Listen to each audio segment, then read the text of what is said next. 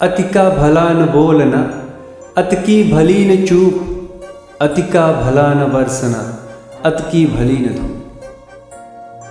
जरूरत से ज़्यादा बोलना या चुप रहना दोनों ही अच्छी बात नहीं होती है। जैसे ज़रूरत से ज़्यादा बारिश हो जाए या फिर धूप, दोनों ही दिक्कत तो देती है। उसी तरह अनावश्यक बोलने से भी काफ़ी नुकसान होता है। अगर आपको कहीं चुप रहने से आर्थिक लाभ हो तो वहाँ चुप रहने में ही भलाई है।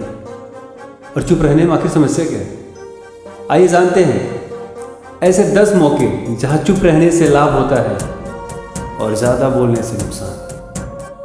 अगर आपके पास कोई तथ्य नहीं तो वहाँ चुप रहने में ही भलाई है। चुप बैठने से दिमाग में कई सारी कोशिकाओं का निर्माण होता है और इससे ज्ञान की वृद्धि होती है। बोलने में भलाई वही है जहाँ आपको किसी चीज़ के बारे में पूरा ज्ञान है, अन्यथा नहीं बोले। अगर आपके शब्द किसी को मानसिक ठेस पहुंचा रहे हैं तो वहाँ चुप हो जाना चाहिए। कमज़ोर व्यक्ति के बारे में कुछ भी बोलकर आप महान नहीं बन सकते। महान आप किसी कमज़ोर का साथ देने से बनेंगे।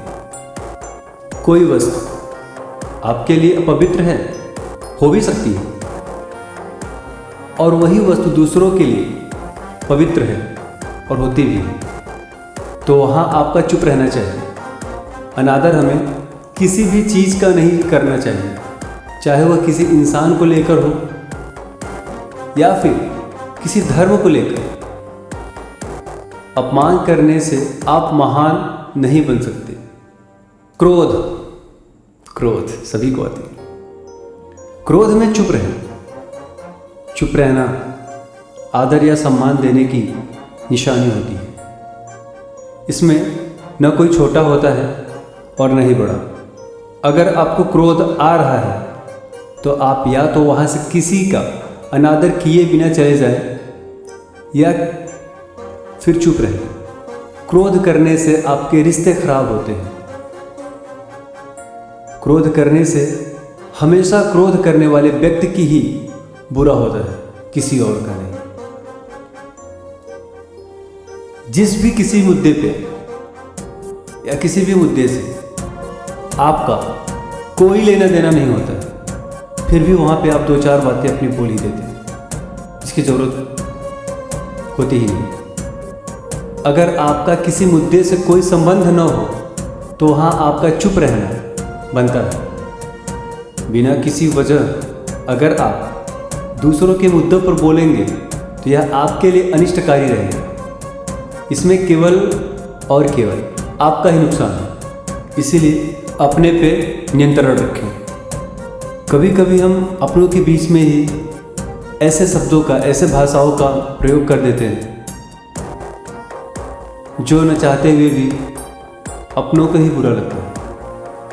अगर आपके शब्द सामने वाले के परिवार या फिर मित्र की प्रतिष्ठा के बारे में बुरी झलक दिखा रहे हैं तो वहाँ आपको चुप रहना चाहिए।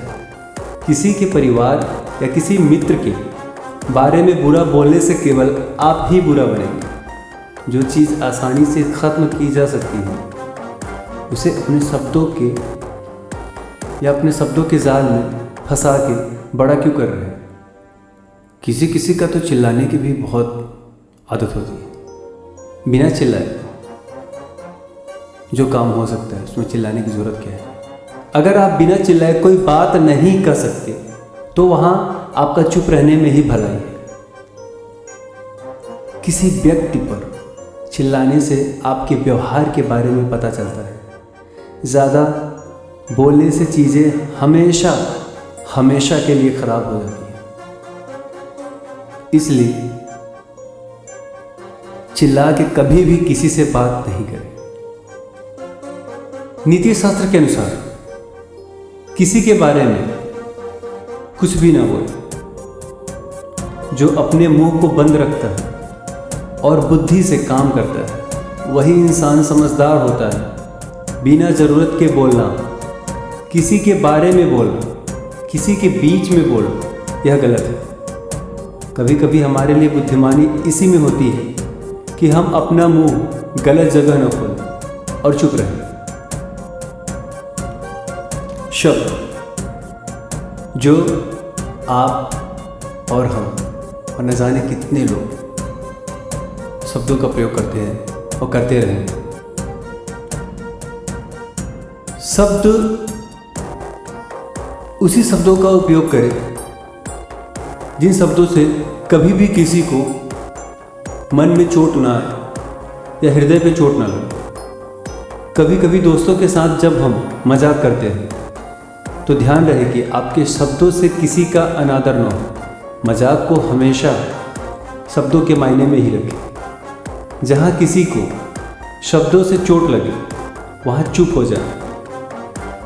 ज़्यादा बोलने से हमेशा नुकसान होता है, क्योंकि किसी की प्रतिष्ठा को हानि पहुंचाने में बहुत आनंद मिलता है और बहुत खुश होते हैं। बातों बातों में सामने वाले को नीचे दिखाना, अपने आप को महान साबित करना जो कि है नहीं।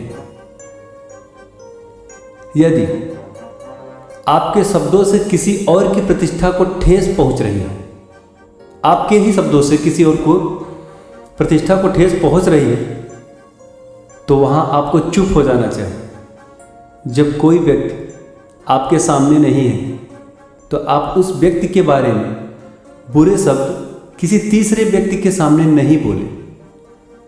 इसी तरह ज्ञान की बातें पाने के लिए हमारे चैनल को सब्सक्राइब करें, लाइक करें और शेयर करें। धन्यवाद।